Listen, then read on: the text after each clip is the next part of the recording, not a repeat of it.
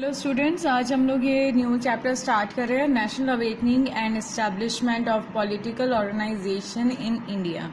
ठीक है, first of all अगर मैं आपको नेशनल अवेकनिंग के बारे में बताऊं तो नेशनल अवेकनिंग का यहाँ पे मतलब है कि किस तरीके से लोगों को लगा कि नहीं, अब उन्हें कुछ करना चाहिए अपने देश को आज़ादी दिलाने के लिए। ठीक है, क्योंकि काफ़ी टाइम तक जब वो गुलामी में थे तो उनको ऐसा लग ही नहीं रहा था कि वो गुलामी में भी है। ठीक है, ब्रिटिश ईस्ट इंडिया कंपनी के लिए एक चीज़ मैं आप लोगों को बताऊं कि स्टार्टिंग में जब ये यूरोपियन कंपनीज जो हैं इंडिया आई थी, ठीक है, like Portuguese, Dutch, then European, ये सारी जो कंपनीज आई थी वो सिर्फ ट्रेड पर्पस से आई थी। ठीक है, और जो सी रूट था, जो साउथ वाला पार्ट था, वो उनका मेन पार्ट होता था ट्रेड के लिए, क्योंकि उस समय that was the only means of transport was from the sea side. ठीक है, तो इस वजह से वो लोग उसी कोस्टल एरिया को अपना जो हब बनाने की कोशिश करते रहते थे, और आपस की कंपटीशन की वजह से इन्होंने जो किंग्स थे उनको इन्फ्लुएंस करना शुरू करा। ठीक है, साथ साथ में अपने बिजनेस में उनको भी, अपने ट्रेड में उनको भी इन्वॉल्व करना शुरू किया, और फिर एक दूसरे से यही कंपटीशन के तौर पे फिर ब्रिटिश ईस्ट इंडिया कंपनी जो थी वो ज़्यादा पावरफुल साबित हुई। ठीक है, बट धीरे धीरे ब्रिटिश ईस्ट इंडिया कंपनी को भी लगा कि नहीं, अगर वो वर्ल्ड, अगर पूरे इंडिया को ही वो अगर अपने कैप्चर में कर लेंगे तो ट्रेड पर्पस से वो काफ़ी ज़्यादा वेल्दी हो सकते हैं। तो इस वजह से धीरे धीरे उन्होंने आपस में किंग्स को लड़ाना शुरू करा। देन उन्होंने पूरे इंडिया पे अपना कब्जा कर लिया। ठीक है, लेकिन कब्जा करने के बाद में भी इंडियंस को स्टार्टिंग में ऐसा नहीं लगता था कि उन्हें कुछ करना चाहिए, but there are some reasons for their awakening. Means कुछ चीज़ें ऐसी हुई जिसके बाद में इंडिया को लगने लगा कि now it is the time for them to struggle for their freedom. ठीक है, so what are their freedom struggle, कहाँ से ये सारी शुरुआत हुई? तो देयर आर सम रीजंस जिस वजह से उन्होंने फ्रीडम के लिए अपना स्ट्रगल करना शुरू किया। First of all is political, British policy of conquest and expansion. तो पॉलिटिकल बेसिस पे जिस तरीके से ब्रिटिश पॉलिसी जो थी उसका एक्सपेंशन होता जा रहा था, और उनके बहुत ही अजीब अजीब से लॉज जो थे वो इन्वॉल्व होते जा रहे थे, जिसकी वजह से देश में बहुत ज़्यादा अफरा तफरी मचती जा रही थी। लाइक डॉक्ट्रिन ऑफ लैप्स के बारे में आपने सुना होगा, सब्सिडरी अलायंस के बारे में सुना होगा।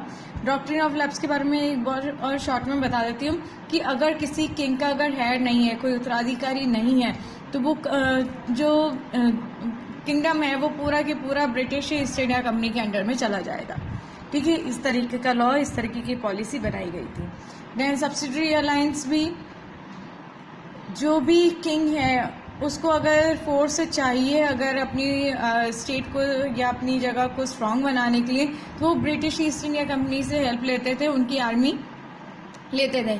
लेकिन आर्मी देने के साथ साथ उन्हें कुछ शेयर जो है वो ब्रिटिश ईस्ट इंडिया कंपनी को देना पड़ता था किंग्स को, और अगर वो देने में अगर असमर्थ होते थे क्योंकि उनका जो इंटरेस्ट होता था वो बहुत ज़्यादा हो जाता था।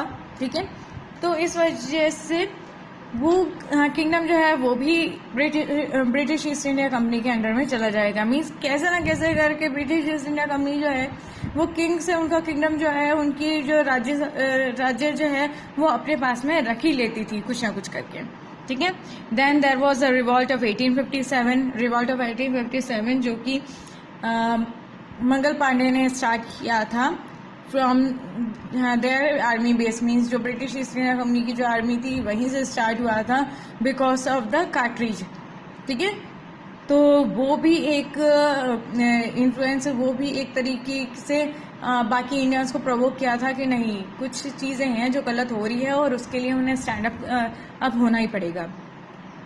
Political and administrative unification, for example rule of law. और फिर कुछ पॉलिटिकल एडमिनिस्ट्रेशन रूल जो मीन्स यहाँ पे रैशल डिस्क्रिमिनेशन भी हो रहा था।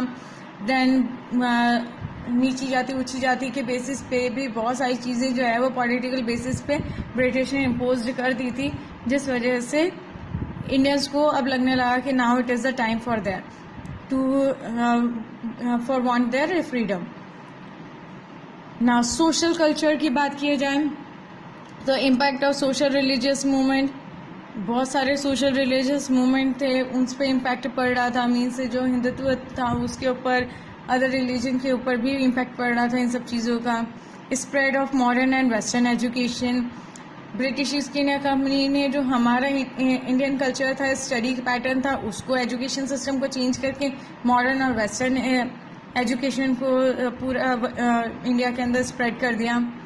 Role of press and policy of racial discrimination, then उसके बाद में जो ब्रिटिशर्स के जो प्रेस वगैरह थे, जो न्यूज़पेपर्स थे, उसके अंदर एंड पॉलिसी रेशियल डिस्क्रिमिनेशन का मतलब होता है कि जब रंग भेद जो होता है ना, उसके ऊपर पॉलिसीज़ बनना शुरू हुई, तो इस वजह से बहुत सारे डिस्क्रिमिनेशन जो थे वो इंडियंस के साथ में होने लग गए थे।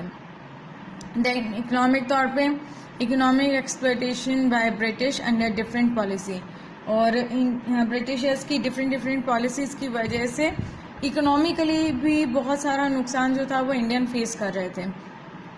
Economic policy with direct impact led to eco unification of the world, और इन्हीं इकोनॉमिक पॉलिसीज़ की वजह से डायरेक्ट इम्पैक्ट पड़ रहा था पूरी कंट्री के इकोनॉमिकली। ठीक है। इंट्रोडक्शन ऑफ रेलवे, अब इंट्रोडक्शन ऑफ रेलवेज की अगर बात करें, it is a good means of transport. ठीक है। उस समय रेलवेज एक नई चीज़ थी, अगर एक जगह से दूसरी जगह ट्रैवल करना है, and it was for them the fastest means of transport.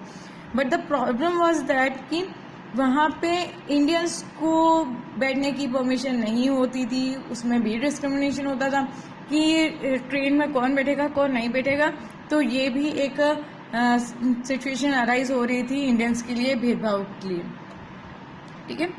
Now role of newspaper in Indian freedom movement, तो अभी तो हमने ये पढ़ा कि किस वजह से नेशनल अवेकनिंग हुई, क्योंकि एक और जरिया था न्यूज़पेपर। मीन्स इंडियन न्यूज़पेपर्स उस समय एक बहुत ही वाइटल रोल प्ले कर रहे थे for the freedom movement. Media, specially the print media, has all along been the backbone of all mass movement or popular upsurge and Indian independence struggle in no exception। तो print media या social media अगर हम देखे जाए आज के दौर में भी, तो आप लोग को पता है कि ये एक बहुत ही इम्पॉर्टेंट रोल प्ले करती है। मीन्स कई बार कुछ रूमर्स इस तरीके से फैल जाते हैं जिसकी वजह से किसी स्टेट में किसी पर्टिकुलर प्लेस पर दंगे फसाद भी हो जाते हैं। तो ठीक है, तो प्रिंट मीडिया जो है वो बहुत ही बैकबोन की तरह काम करती है एक जगह के लिए। एंड उस समय की बात हम लोग कर रहे हैं, फ्रीडम स्ट्रगल की बात कर रहे हैं, जिस समय जो मीन्स ऑफ कम्युनिकेशन होता था वो सिर्फ प्रिंट मीडिया के थ्रू, मीन्स न्यूज़पेपर के थ्रू हुआ करता था। वहाँ पे फ़ोन्स वगैरह तो होते नहीं थे। ठीक है, फ़ोन्स होते भी थे तो वो बहुत ही सिलेक्टिव लोगों के पास में होते थे, सबके पास नहीं होते थे। Now we have phones in every person and each and every houses, but that time ऐसा नहीं होता था। तो for them the only means of communication was from the print media, like from the newspaper. ठीक है, तो वो उस समय उनकी बैकबोन कहलाती थी और इसका बहुत ही इम्पॉर्टेंट हाथ रहा है उस समय फ्रीडम स्ट्रगल को हवा देने का। At the time of the first war of independence, any number of papers were in operation in the country। और उस समय जब वो first war of independence start हुआ था, उस समय इतने नंबर्स ऑफ न्यूज़पेपर्स ऑपरेशन में आए थे कंट्री के अंदर कि उन लोगों ने सब ने इन्फ्लुएंस किया लोगों को कि क्या क्या चीज़ें हैं ब्रिटिशर्स के थ्रू जो गलत हो रही है। मीन्स ये प्रिंट मीडिया थी जो लोगों को बताती थी कि ब्रिटिशर्स क्या कर रहे हैं, किस तरीके से कर रहे हैं, उनको एक्सपोज करने का काम एक तरीके से करती थी। In the struggle against the British some newspaper played a very notable role. और इसी स्ट्रगल में कुछ न्यूज़पेपर्स तो ऐसे भी थे जिन लोगों ने ब्रिटिशर्स के अगेंस्ट एक बहुत ही इम्पोर्टेंट रोल प्ले किया था। During 1870 and 1918 powerful newspaper emerged during these year under distinguished and fearless journalist. और 1870 से लेकर 1918 में कुछ ऐसे पावरफुल न्यूज़पेपर्स भी अराइज हुए जिसमें जो जर्नलिस्ट थे वो फियरलेस होते थे और वो लोग हर तरीके की न्यूज़ जो थे वो अपने न्यूज़पेपर में पब्लिश किया करते थे। These were the Hindu and Swadesamitran under the editorship of G Subramania Iyer. Hindu और स्वदेशी समित्रण नाम के कुछ न्यूज़पेपर थे जो कि जी सुब्रमण्य अय्यर के एडिटरशिप में उस समय पब्लिश हुआ करते थे। Kesari and Mahratta under B G Tilak, means यहाँ पे न्यूज़पेपर्स की बात कर रहे हैं और कौन उन न्यूज़पेपर्स को चलाया करता था उसकी बात मैं बता रही हूँ आप लोगों को, ठीक है। Bengali under Surendra Nath Banerjee. Amrita Bazar Patrika under Shishir Kumar Ghosh and Motilal Ghosh.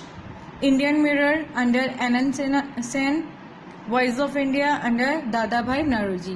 तो ये कुछ पावरफुल न्यूज़ पेपर्स थे विद द फियरलेस जर्नलिस्ट जिन लोगों ने बहुत ही अच्छा इम्पैक्ट दिया था उस समय नेशनल अवेकनिंग में। नाउ हम लोग बात कर रहे हैं इल्बर्ट बिल कंट्रोवर्सी के बारे में, जो कि सर कॉन्टिनरी इल्बर्ट ने स्टार्ट किया था। और ये कंट्रोवर्सी इसलिए बोला जा रहा है क्योंकि बिल सिर्फ इल्बर्ट जरूर यूज़ करती हूँ, बाकी इल्बर्ट उनका पूरा नाम था एंड इल्बर्ट बिल कंट्रोवर्सी के नाम से ये चीज़ जो है वो स्टार्ट हुई थी। देखा जाए तो इसने इंडियन को इतना इन्फ्लुएंस नहीं किया था, it is for the European, लेकिन फिर भी बहुत सारी उथल पुथल इस इल्बर्ट बिल के कारण हुई थी। The Ilbert bill was a bill introduced in 1883 during the viceroyship of Marquess of Ripon, which was written by Sir Courtenay Peregrine Ilbert, the law member of a Viceroy Council। तो Ilbert bill जो था वो एक तरीके का bill था जो Lord Ripon की वाइसरॉयशिप के अंडर बनाया गया था बाय इल्बर्ट, ठीक है, ये उनका पूरा नाम है। और इल्बर्ट जो थे उस समय लॉ मेंबर थे वाइसरॉय काउंसिल के। According to this act, Indian judges could try European. This is called the famous Ilbert Bill or the White Mutiny 1883. तो इस एक्ट के अकॉर्डिंग, इस बिल के अकॉर्डिंग जो इंडियन जजेस थे वो यूरोपियन के भी केसेस हैंडल करेंगे। दैट मीन्स कि इसके पहले तक होता ये था कि यूरोपियन के जो भी केसेस होते थे, लाइक अगर चोरी से रिलेटेड या मर्डर से रिलेटेड या अदर रॉबरी वगैरह से रिलेटेड, ये सारे के सारे एक अदर कोर्ट के अंदर सुने जाते थे और वहाँ पे इनका जजमेंट होता था।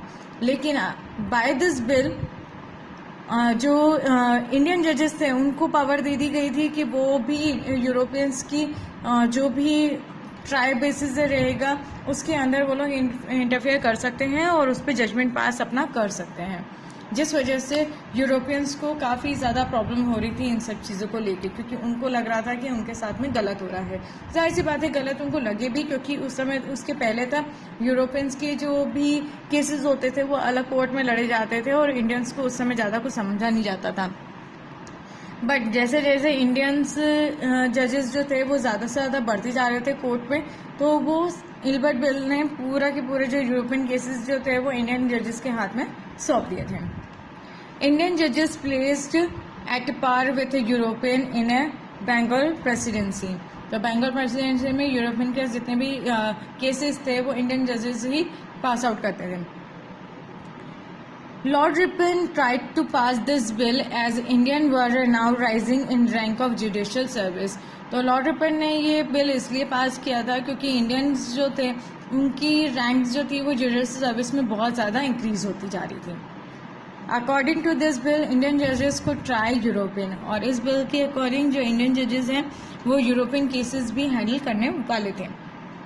But there was a large outcry and Lord Ripon had to withdraw under pressure. लेकिन यूरोपियंस ने इसका स्ट्रांगली इसके अगेंस्ट उन्होंने अपने प्रदर्शन करे, आंदोलन करे, जिस वजह से लॉर्ड रिपन को ये बिल जो था वो वापस से विड्रॉ करना पड़ा। It became a crucial issue to enlighten Indians, और ये बहुत ही क्रूशल इशू था इंडियंस के लिए भी। क्यों क्रूशल था? मीन्स यहाँ पे इंडियंस को यहाँ पे कोई भी नुकसान हो नहीं रहा था, बट जिस तरीके से यूरोपियन ने इसका आंदोलन किया और लॉर्ड रिपन को ये पूरा की बिल जो है वो उसको विड्रॉ करना पड़ा, तो इंडियंस को भी लगने लगा कि जो भी उनके साथ में गलत हो रहा है, अगर वो भी इस तरीके से आंदोलन करेंगे तो हो सकता है कि वो सारे जो लॉज जो ब्रिटिशर्स ने बनाए हैं वो उन्हें वापस लेना पड़ जाए. तो it was the very important time for the Indians to analyze the things which are going wrong with them also. Next हम लोग पढ़ेंगे about the establishment of Indian National Congress कि इंडियन नेशनल कांग्रेस जो है वो किस तरीके से बनी, उसके अंदर लीडर्स कौन कौन होते थे and who was the person who made this Indian National Congress. So till then take care, bye.